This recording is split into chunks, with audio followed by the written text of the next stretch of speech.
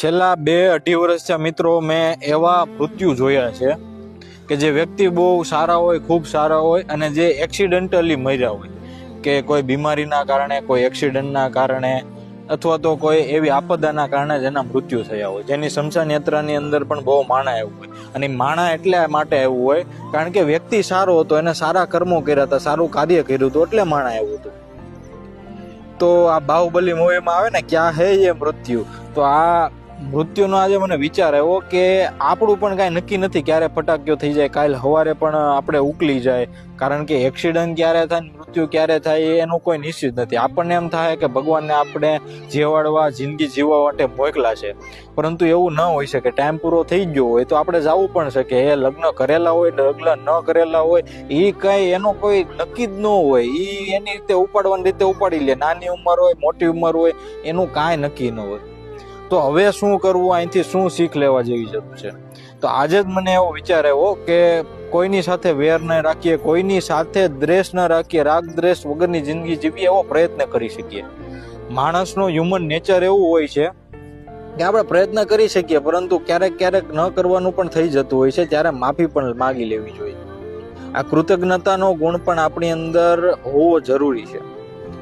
આપણે છે ને રોલ નિભાવવા આવ્યા છીએ અહીંયા, અને રોલ પિતા તરીકેનો હોઈ શકે, પતિ તરીકેનો હોઈ શકે અને પુત્ર તરીકેનો હોઈ શકે.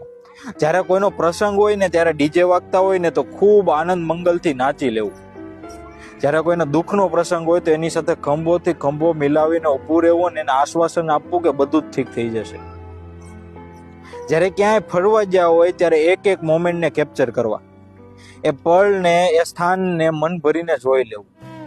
અને જેની સાથે ગયા હોય એની સાથે ખૂબ આનંદથી ફોટો કેપ્ચર કરવા અને એ સ્થળની નવી નવી વાતો જાણી લેવી.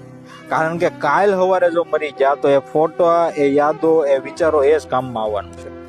આપણી આવનારી પેઢી એ ફોટા, એ યાદો, એ સ્થળને જોઈને ગર્વ કરવી જોઈએ કે નહીં, આપણા મિત્રો ગર્વ કરવા જોઈએ કે નહીં, આનાથી સારો વ્યક્તિ કોઈ ન હોઈ શકે. ખૂબ સારો વ્યક્તિ હતો, એક્સિડેન્ટલી ભગવાનને જરૂર હશે ન્યાય એટલે એને બોલાવી લીધો હશે, પરંતુ વ્યક્તિ સારો હતો.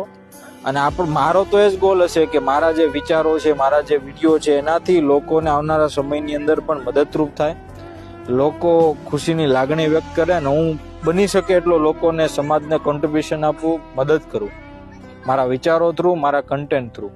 એટલે દરેક પળને બહુ મજાથી જીવી લેવી, અને એ જ સત્ય છે, હકીકત છે. તમારો મંતવ્ય કોમેન્ટમાં જણાવજો અને ફોલો કરવાનું ભૂલતા નહીં.